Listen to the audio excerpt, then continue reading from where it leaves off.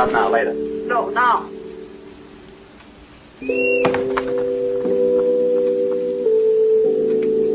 I still love you.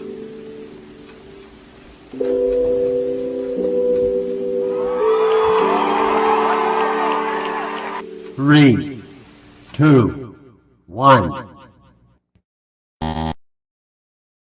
The world ain't all sunshine and rainbows. It's a very mean and nasty place, and I don't care how tough you are, it will beat you to your knees and keep you there permanently if you let it. You, me, or nobody is gonna hit as hard as life. But it's not about how hard you get hit. It's about how much you can take and keep moving forward. That's how winning is done. So if you know what you're worth, now go out and get it.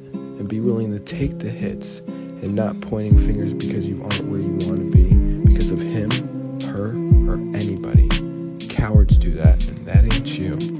You're better than that. Junior year, I have 3 seconds left in the state finals, and I fracture my ankle. They put 6 screws and a plate in my ankle and tell me I will never be able to play sports again. But that would never stop me. I got my cast off in 6 months, and I was back training myself how to walk again. Since all of my offers got dropped, I thought I need to play on a national level. So I decided to enroll in Bishop Sullivan Catholic High School, which was a nationally ranked school at the time, and play teams across the country with a broken ankle. I drove an hour and 45 minutes to school every single day, and sometimes even slept in the school parking lot because I didn't want to drive all the way home. I left Bishop at the end of the season when I got my offer because the drive was too far. I went back to my hometown, and once I got into my hometown, I found out that the whole coaching staff got fired from ECU and my offer was dropped. And this is when I met Coach Peanut. We had a meeting. He walked me around the school and told me that they were very interested and that I should come to their school. So I did. When I get there, after we had an amazing meeting, he tells me that I have to walk on in February and that I can't play, but I can watch and help out. And I'm like, what? That is not what you said when we had a meeting. But I was already there, so he got me.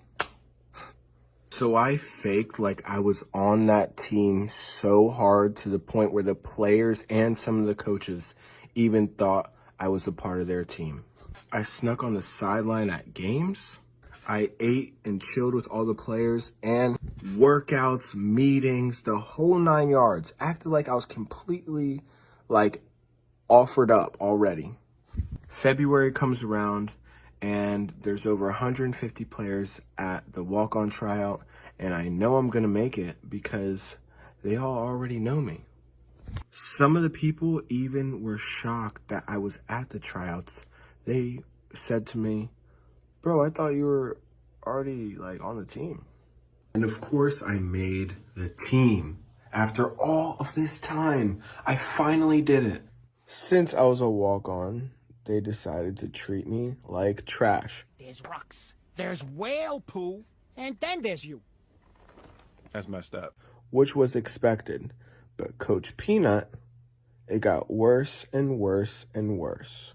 He was getting an ego trip out of being able to control me so much because he knew how much I love football. He always joked the way I dressed, the way I talked, and that I didn't come from a rough area, even though I was born in Trenton, New Jersey.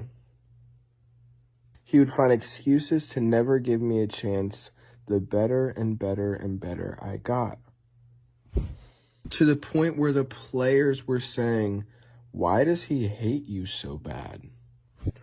I realized more and more that the reason he didn't like me was because of the characteristics of who I was. After being on the team for about 8 to 9 months now, our end of the year meeting is coming around. My first meeting is with just Coach Peanut. And I just think it's another day. I'm never late, ever. I work harder than mostly anybody on that team. And I was one of the strongest. I'm not going to say one of the strongest, but I was really up there.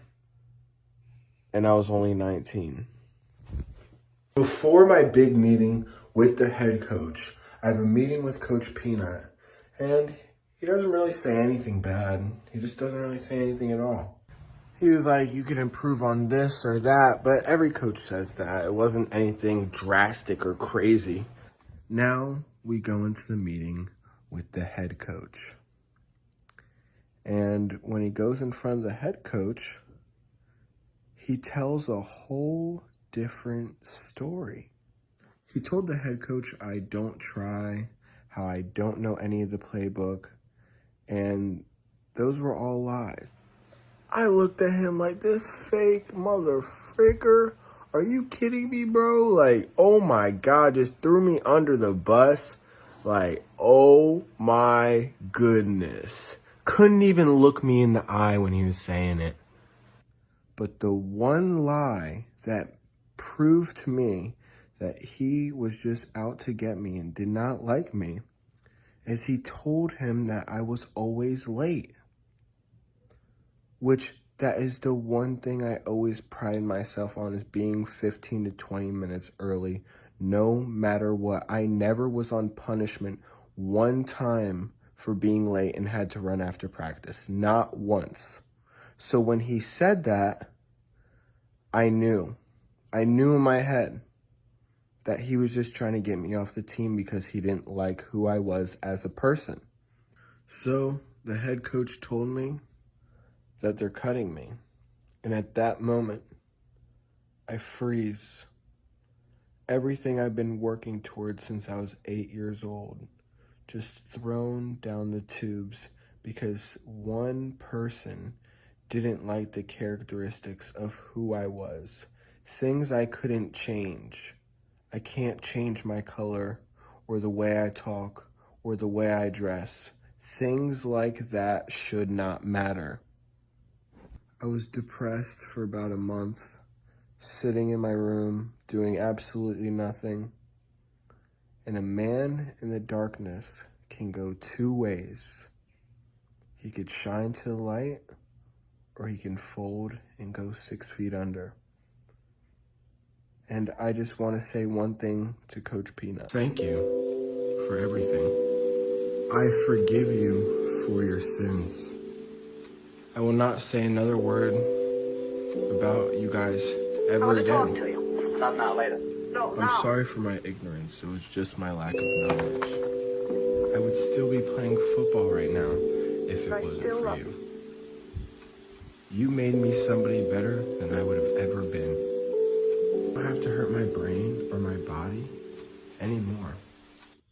I don't have to depend on football as my lifeline.